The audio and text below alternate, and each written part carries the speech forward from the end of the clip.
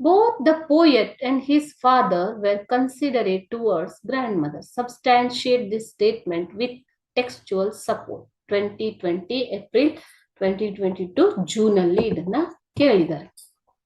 Both the poet and his father were considerate towards the grand mother. ಅವರ ಬಗ್ಗೆ ತುಂಬಾ positive ಅಭಿಪ್ರಾಯ ಹೊಂದಿದ್ರು. Considerate ಅಂದ್ರೆ ಆಕೆಯನ್ನು ಗಣನೆಗೆ ಪರಿಗಣನೆಗೆ ತಗೊಳ್ತಾ ಇದ್ರು, ಪರಿಗಣಿಸ್ತಾ ಇದ್ರು. ಗ್ರಾನಿ ಏನೇ ಹೇಳಿದ್ರು. ವೆನ್ ದ ಡಾಕ್ಟರ್ ರೆಕಮೆಂಡೆಡ್, ಯಾಕೆ ಇದನ್ನ ಹೇಗೆ ಹೇಳ್ತೀರಾ?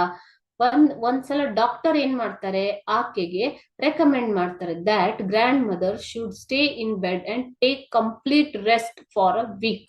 It was like a brief season in hell for her. ಅಂದ್ರೆ ರೆಸ್ಟ್ ತಗೊಳ್ಳೋದು ಆಕೆಗೆ ತುಂಬಾ ಕಷ್ಟ. ವೆನ್ ಶಿ ಗಾಟ್ ಬೆಟರ್, ಒಂದ್ಸಲ ಆಕೆ ಬೆಟರ್ ಆದ್ಮೇಲೆ ಅಂದ್ರೆ ರಿಕವರಿ ಆದ್ಮೇಲೆ, ಶಿ ಕಾಲ್ಡ್ ಹರ್ ಸನ್, ಆಕೆ ತನ್ನ ಮಗನ ಕರೆದು and told him that she wanted a house on the tree, ಮರದ ಮೇಲೆ ಒಂದು ಮನೆ ಬೇಕು ಅಂತ ಆಕೆ ಹೇಳ್ತಾರೆ. ಹರ್ ಸನ್ ವಾಸ್ ಕ್ವೈಟ್ ಒಬಿಡಿಯಂಟ್. ಒಬಿಡಿಯಂಟ್ ಅಂತಂದ್ರೇನು? ಹಿರಿಯರಿಗೆ ತಲೆಬಾಗುವುದು. ಓಕೆ, ಸೊ ಕ್ವೈಟ್ ಒಬಿಡಿಯಂಟ್ ಅಂತಂದ್ರೇನು? ಹಿರಿಯರ ಮುಂದೆ ತಲೆಬಾಗುವಂತಹ ಮತ್ತು ಕರ್ತವ್ಯ ನಿರತ, ಡ್ಯೂಟಿಫುಲ್ ಅಂತ ಮಗ ಇದ್ದಾಗ ಆತ ಒಪ್ಪಿ ಇಮ್ಮಿಡಿಯೇಟ್ಲಿ ಸ್ಟಾರ್ಟೆಡ್ ಹಿಸ್ ವರ್ಕ್. ಅಂದ್ರೆ ಇಮ್ಮಿಡಿಯೇಟ್ಲಿ ಅಂದ್ರೆ ತಕ್ಷಣ ಆತ ವರ್ಕ್ ಅನ್ನ ಸ್ಟಾರ್ಟ್ ಮಾಡ್ತಾರೆ, ಮನೆ ಕಟ್ಟೋದು. ಯಾರ ಸಹಾಯದಿಂದ? With the help of the poet. He kept his words and built a house. Kept his words ಅಂತಂದ್ರೇನು? ತನ್ನ ಮಾತನ್ನ ಉಳಿಸಿಕೊಂಡಿದ್ದರು. ಹೇಗೆ ಉಳಿಸಿಕೊಂಡ್ರು?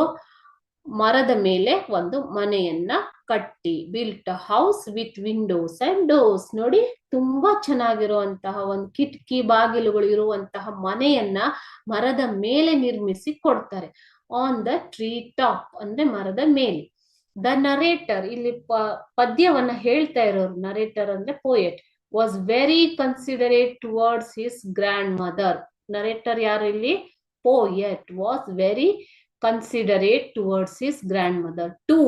When Granny started, ಇಲ್ಲಿ ಮಗ ಕನ್ಸಿಡರೇಟ್, ಪೋಯಟ್ಸ್ ಫಾದರ್ ಕನ್ಸಿಡರೇಟ್ ಅಂತ ಹೇಗೆ ಹೇಳ್ತೀರಾ?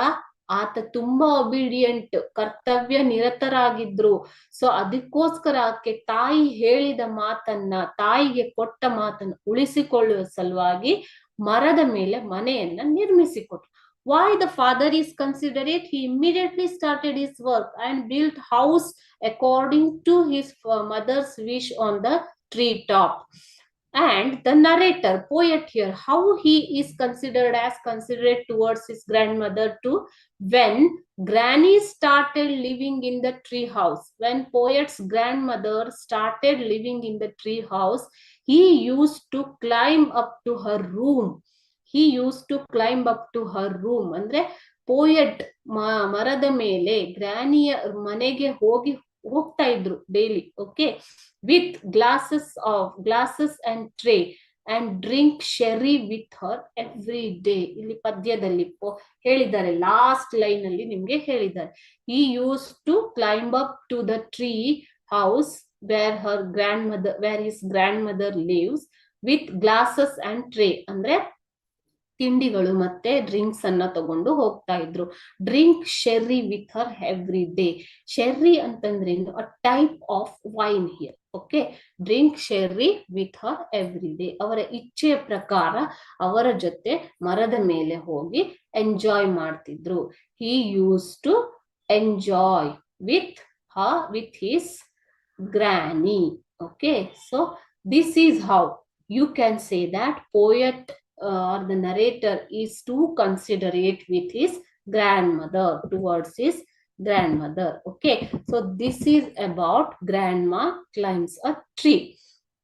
So here you can get 4 marks questions here, and you can also have a summary to write about the poem in the exam. Okay.